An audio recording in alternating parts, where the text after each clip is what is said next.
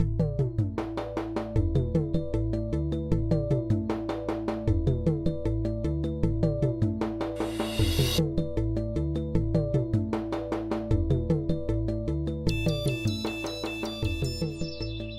hello again, everyone. Welcome back.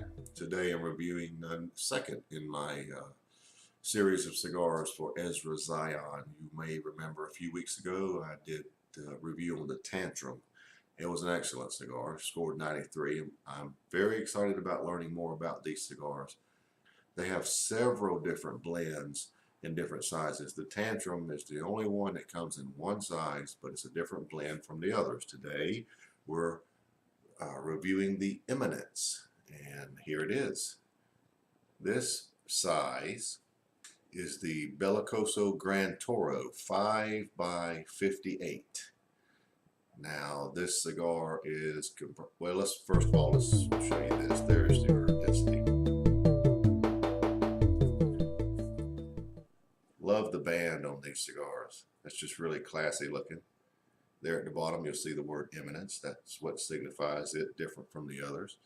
This blend is grade AA Nicaraguan, aged 5 to 7 years. That would be your filler. The wrapper is a Mexican San Andreas Maduro, and the binder, actually there's two binders, is a Cuban seed Nicaraguan. Now this is Ezra Zion's first foray into a non-Nicaraguan material. So that's where the San Andreas Maduro wrapper, obviously non-Nicaraguan, so this is their first attempt at that type of cigar. So let's see what the Eminence is all about. All right, again, this cigar has a band around the foot, so we need to remove that. Oh, this is going to be easy, I think. Yes, did not tear anywhere. And of course we'll see this again later, but there would be your band at the foot. I'll put that over there for later. Now this is a very short, fat cigar.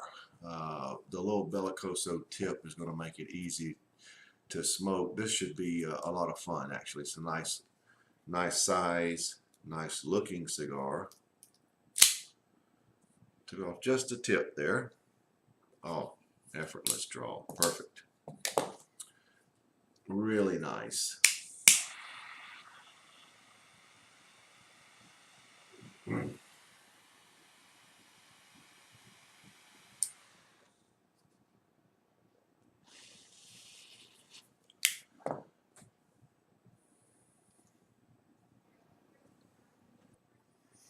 Well, what I'm getting initially is a little molasses flavor, but also there is a sweet orange citrus, which is almost hidden into that molasses.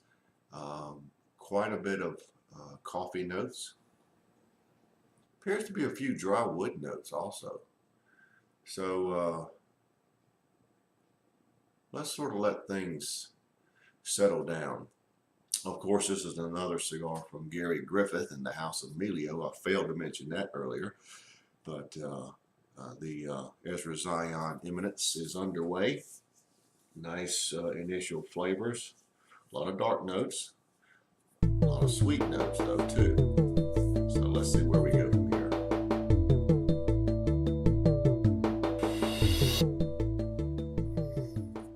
About 3/4 of an inch in. Got a little burn issue there, which I believe will self-correct, but just might as well point it out. Now the flavors are about like we described, but the sweet orange citrus is now nutmeg.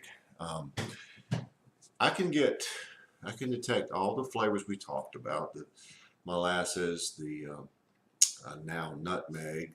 The dry wood it gives you that dry sort of a taste of dry wood right after those first two flavors. And then the coffee is an unmistakable base. And it's very strong coffee, very close to espresso.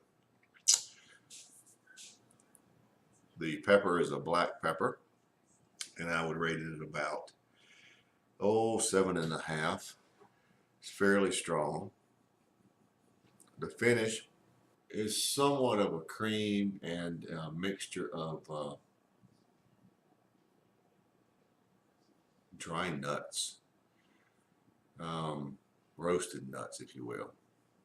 A little bit of that flavor going on there. Some nice lingering pepper. You can feel it tingling on the palate. Black pepper again. Cigar is medium to full body, and I think that I don't really feel the Hero making it medium to full, but it's more of the dark notes making it up here, or taste or feel medium to full. So that little area is starting to self-correct. It will. I like to let it. I'll give it every chance it can. If it doesn't, I'll touch it up, and I'll make note of that. But right now it's very good. It's very pleasing.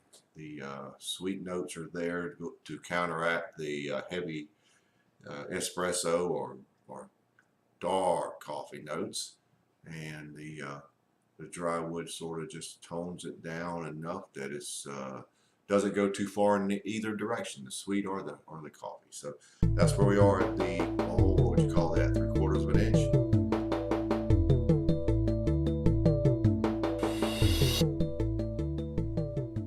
Well, we're not much further. Now we're a good 1.25 inches in, and that little area, as you can see, is self-correcting. There's the little piece that wouldn't. It's about ready to fall off. It's doing nicely. The molasses notes are more like a dark, unsweetened chocolate, and they go right hand in hand with that espresso. I'll call it espresso because it's so dark of a coffee. The nutmeg is still there, giving it some sweetness. The sweetness is coming from that nutmeg flavor. The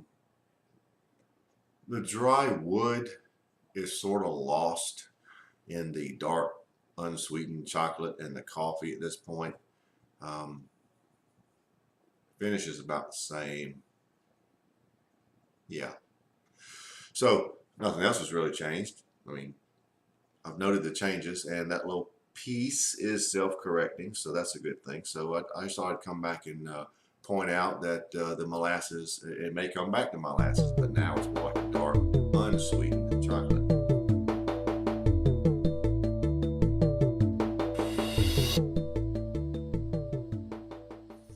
Well, I'm pretty much at the midpoint, but we have a new problem. The first spot that one needed to self-correct did, but now look, and if you look at that area closely, you see all the wrinkles. It's trying to burn, but the wrapper is so thick it just won't catch up. I will have to touch that up. You can see where it really wants to. See this? You can see it's wrinkled where it's tried to start burning, but it hasn't quite got there yet. Otherwise, look, it's just a razor sharp burn almost, but I'll be touching that up. Now, the flavor note changes. There's an addition of very accentuated charred oak notes on the front end. So you've got the unsweetened dark chocolate, espresso, and charred oak. The nutmeg notes are about to get lost. There is some sweetness there, but they're struggling to be noticed. Everything else is about the same, so that's the major difference. Now, I'm going to go ahead and touch this up now while we've got you on tape. And I hate doing this. I really do. It won't take much.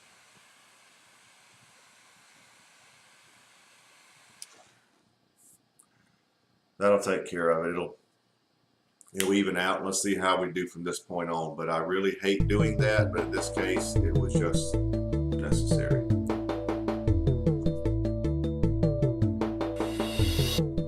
Well, we are not far from the end.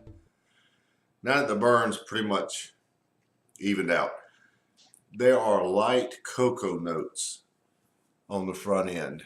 The nutmeg notes have shown a little more sweetness here lately, and everything else on the front end, all those miscellaneous dark notes are still there. So it's starting to change a little bit. You're getting a lot of subtle changes. Most of it in the dark note category, but still there's subtle changes. So with only about an inch or inch and a quarter left, won't be long. I'll be right back to wrap it up. But did want to make note of those faint cocoa notes.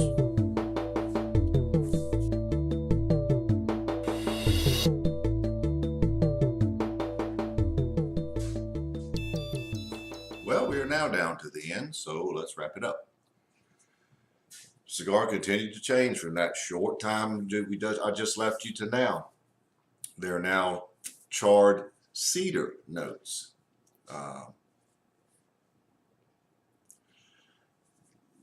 The cocoa seemed to come and go quickly. In its place was charred cedar. So on the front end, you have a lot of dark notes. You have the charred cedar, you have dark chocolate, unsweetened, you have espresso. The nutmeg was very faint here at the end. Actually, the charred cedar gave it some sweet notes of cedar. Pepper remained very good, and the finish was pretty much consistent. I would call the cigar medium to full bodied overall, because you did start getting a lot more of the heavier feel of medium to full from about the 3/4 point onward. As you can see, it took quite a while to smoke this little short cigar, so that's a plus. The burn issues were a negative. If you are a lover of very dark noted cigars, and there are plenty of assorted dark notes in this cigar, this may be something you would like. Ezra Zion makes some good cigars. For me, this one was a little under what I would have hoped for, but still a good cigar. I'm rating it at 89. So there you have it, the Ezra Zion Eminence Belicoso Gran Toro 5x58, large ring, 89. Look for them on store shelves that deal in Ezra Zion.